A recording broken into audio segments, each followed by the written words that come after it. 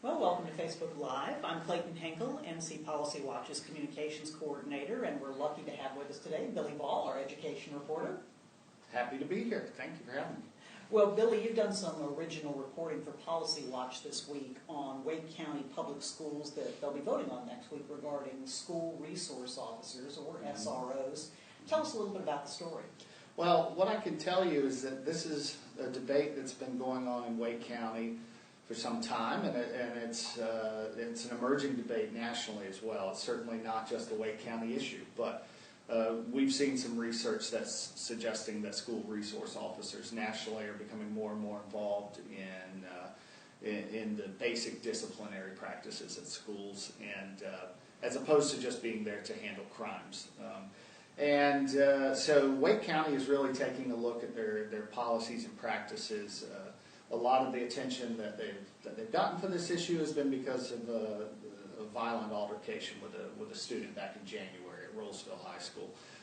That got a lot of interest on them, but people were already looking at Wake County, and as we mentioned in the story, that there have been some numbers that have suggested that the referrals are overwhelmingly, for school resource officers, the referrals are overwhelmingly tilted toward African American students.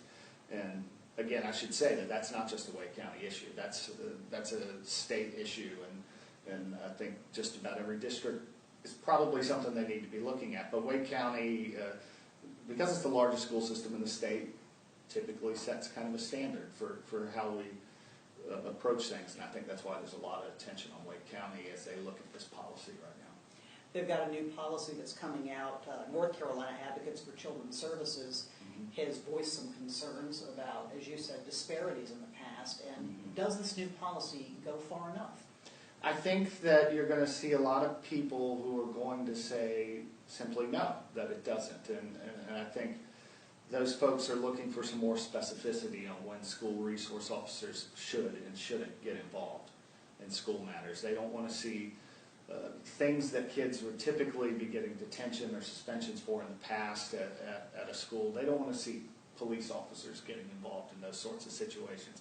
The intent of the SROs, as most people would say, is to keep the school safe. People are hoping to get some very specific things from the district about when they'll get involved, and it certainly looks like in the draft version that we obtained at Policy Watch that they're not going to be getting that. Unless the Wake County School Board makes some changes that we haven't seen yet. But also, I think an important piece of this that people are asking for is the ability to look at data and really analyze how SROs are being used in Wake County schools. Right now, the draft doesn't include any kind of requirement that school resource officers actually report or document when they use force on students, which is in speaking to a number of advocates, they would describe it as a no-brainer, but it's going to be really interesting to see how the Wake County School Board handles this.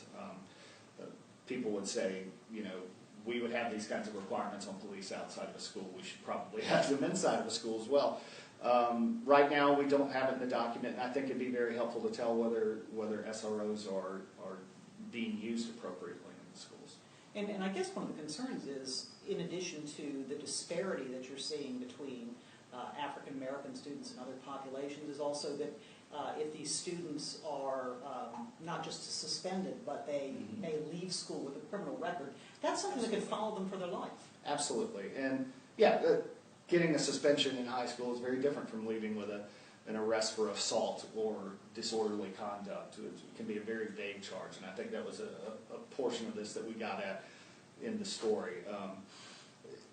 These types of things can follow you. As you said, you're applying for jobs, and these things are going to come up. You had an assault charge when you were a kid, and right now in North Carolina, it's a touchy subject. We're looking at raise the age legislation in the General Assembly, and there seems to be bipartisan support for that idea of not charging minors with criminal offenses like adults.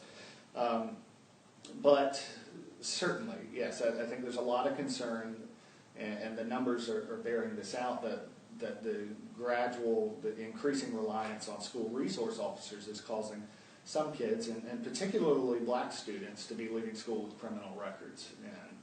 And people will say this is part of the school to prison pipeline, that this is an issue that we have to be approaching very seriously. And I think that's why there is so much scrutiny on school resource officers right now. The school board's going to be voting on this on Tuesday, I believe. Yes. I imagine other school districts will also be watching Wake County to maybe see what comes out of this meeting and out of this future contract with school resource officers to make some decisions on their own. I think certainly. Wake County, for better or for worse, I think they set a standard for how other school districts are going to approach matters. And Wake County has been decorated for its academics in the past for its diversity plan.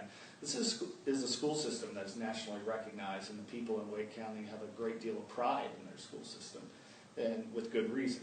So I think it's important to say that people aren't necessarily looking at Wake County as a really bad actor, but as a school system that sets a standard for other folks. And I think it's also important to point out that school resource officers, and most of the folks that you talk to, when you discuss this issue, will point out to you that, yes, there's a lot of attention on school resource officers, but we understand that probably the majority of school resource officers are doing great things in their schools.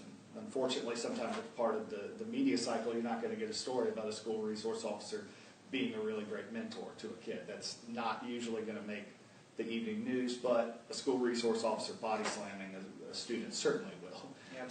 So I think there's a dynamic there that we need to keep in mind, but there is a focus on this that I know this is a Wake County issue with this vote theoretically taking place next week, but it certainly could set a precedent for how many other districts in the state approach the issue. It's not the only story you're going to be watching next week. Of course, everybody's going to be watching the budget. We've heard from House Speaker Tim Moore that we could see a vote as early as Monday and Tuesday next week on the state budget, the compromise. What do we know about the education portion of that budget? That's, I was talking to some folks about that this morning. I think we could probably fill a book with what we don't know. But with what we do know, it's kind of tough to see. We do have the House and the Senate plans that we've seen before, so we know the sort of areas that they're hashing out. We obviously are expecting a continued expansion of private school vouchers. We certainly will expect to see some form of teacher raises, obviously. There's agreement on that from Democrats and Republicans. The governor has a proposal in his budget as well. And so we are certainly going to be seeing those sorts of things in there. I think some of the key things that will be interesting to look at to see if they emerge from these negotiations, which are taking place primarily not out in public right now. But key things to look at will be the Department of Public Instruction's funding. We saw a very large 25% cut in the Senate's budget. The House did not include that. And we're going to see where that ends up. There's been a lot of scrutiny on the department and suggestions that it's wasteful, and I think people use the term bureaucracy in a negative way to look at the Department of Public Instruction, but supporters of it will tell you that it provides some intervention for low-performing and rural and poor school districts, so people will say that if you hand down these kinds of cuts to DPI, that those are the districts that are going to feel it the most. And so it'll be really interesting to see if when these two sides, the House and the Senate, come to an agreement, if we're going to see a cut to DPI and really how large is it going to be. And another thing that I'm really going to be paying attention to is the voucher accountability part of this. One significant difference between the House and the Senate, while both sides are looking for a really rapid expansion of the private school voucher funding, the House is looking to include some long-sought accountability measures, and that includes requiring that the private school voucher students all take one standardized test so that we can compare how they're doing. It also included some funding for there to be a performance study of those students, so we can actually say, hey, here's the money that we spent on vouchers. Here are the results. Is it improving things for students who are taking these vouchers and enrolling in private schools, or are they declining? We've seen some academic reports suggesting that they're declining. So I think it'll be really interesting to see whether that is retained in the final budget. I'm skeptical that the Senate would allow allow it to stick around in the budget. They've been very resistant to this idea in the past. So I think that'll be a really interesting part to see. And how about Teaching Fellows? That was a program that was a great source of pride for a number of years. It went away, and now there's been a new bill that's been introduced. It's not called Teaching Fellows, but the idea being that you've got to find a new way to bring teachers into the pipeline for schools in the future. Will we see maybe an appropriation for that? I think that we likely will. We're seeing, I think that this is an issue where legislators have certainly seen a broad outcry from folks on both sides of the aisle who are saying, you know, we had a good deal of success with Teaching Fellows for years, and to some people it's very unclear why it was ever cut.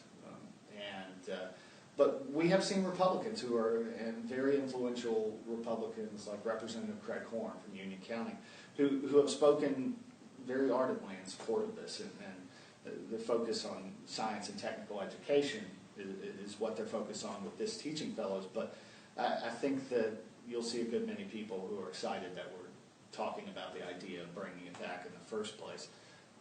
So I do think that there are a lot of supporters for that in the General Assembly, so and particularly among key Republicans. So I think you might see something there. Well, it's definitely going to be a week to watch. It's going to be a busy week. It's going to be fast-paced. We're going to try to keep up with it as best we can on Policy Watch. To follow the education stories, go to ncpolicywatch.com. Under the Stories tab, you'll see Education, and that's where you can see Billy's great reporting. Thanks for following us today.